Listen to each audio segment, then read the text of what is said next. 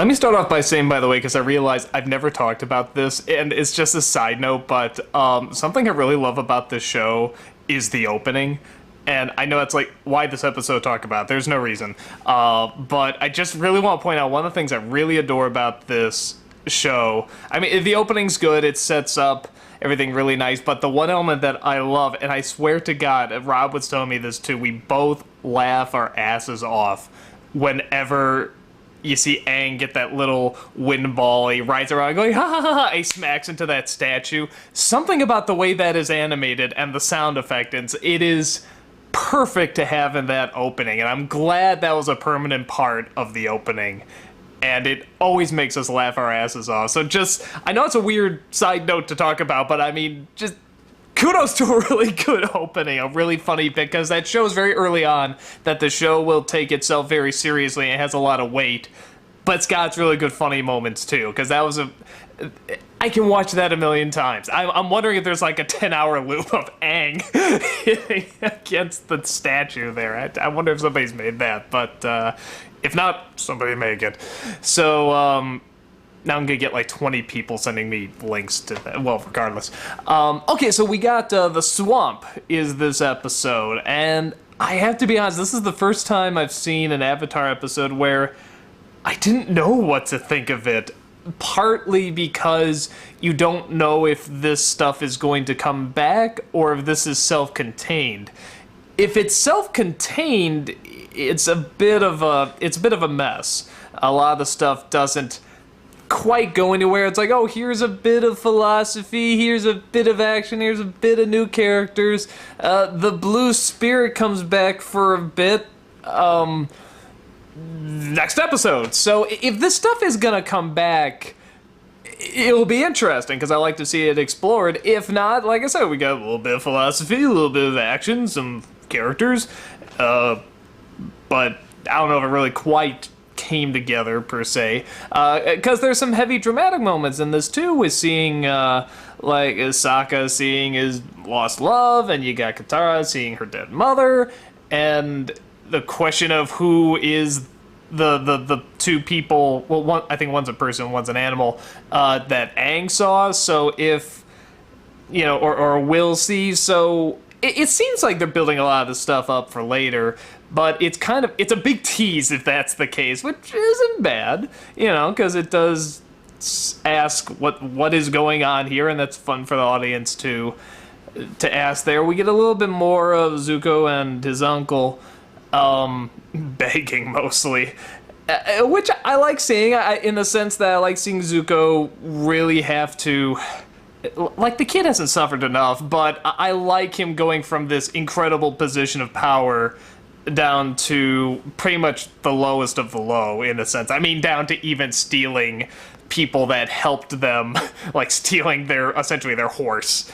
So, but on top of that, a level that even he finds hard to bear, because I think that was hard for the uncle to go through, stealing the animal, but I think it's hard for Zuko to go through begging.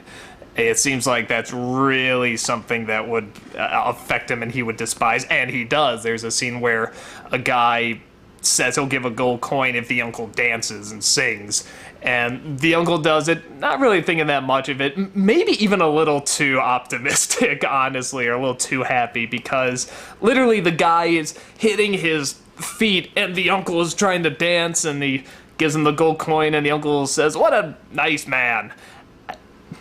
Maybe that was supposed to be sarcastic, but even if it was, he seemed, even for the uncle, that seemed a little to turn the other cheek. I mean, again, this guy is in the Fire Nation, or was. You know, he was, like, leading commands and such, so that was a little strange, but I guess that's part of the fun of the character, too, is that he can take something that's just so terrible and find something to smile about, I guess.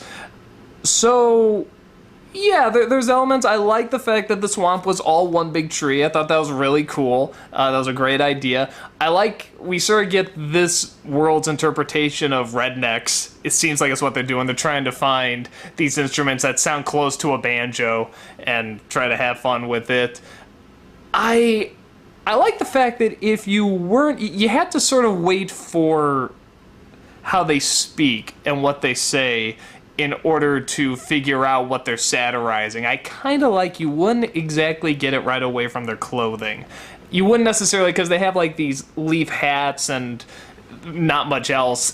You wouldn't necessarily get, oh, that's like a redneck thing, or the hippies from a few episodes before. You wouldn't necessarily get their hippies until they start talking. So I kind of like that. It's not like this is a pure satire, we're gonna mock everything. You still sort of see this progression that this is how they evolved in this world. So I like that. And we get some ideas again with sort of how water bending can work a little bit more. You can sort of put the water through the leaves and you can raise that up, which is kind of interesting. How do they freeze the water, by the way? That's something I'm a little curious about. No, there's gonna be like a million people in the comments saying like, this is how they do it. I got a lot of flack for the moon thing, by the way, which is in some respects probably deserved. Because I did forget about the gravitational pull, which is pretty obvious. I'm talking about the Siege of the North. I say, why does the moon totally knock out their power? Which to me, it's still kind of a question, because they do have the water, and I can see it making them weaker, but why take away their power? But then again, the moon sort of moves the tide. It's sort of like the movement of the water, so that makes a little bit more sense. But then how does the Fire Nation make the fire? Well, maybe they'll go into that, and that's both the brilliance and the frustration of this show, is that you don't know what they're going to go into. And unlike Lost, most of the people know how it ends, and the show is still seen as very favorable and very good, and everything kind of comes back. So I do have to put a lot of trust in the show, which is not bad. And on top of that, I like how even if I say, hey, they should answer this, it's just a great chance for me to look like a dumbass when they do answer it in a future episode. Either it was all planned, or maybe that back then people were complaining, hey, you should answer this, and they're like, aha, it was our plan all along, even though they probably just got feedbacks from focus groups or something. So, yeah, again, overall with this episode, I know this review's kind of been everywhere, but it was okay. It'll be better if it all does tie together. It'll be interesting to see if this is the beginning of a lot of elements, but if not, it's just kind of clunky, but still interesting. You know, interesting clunky.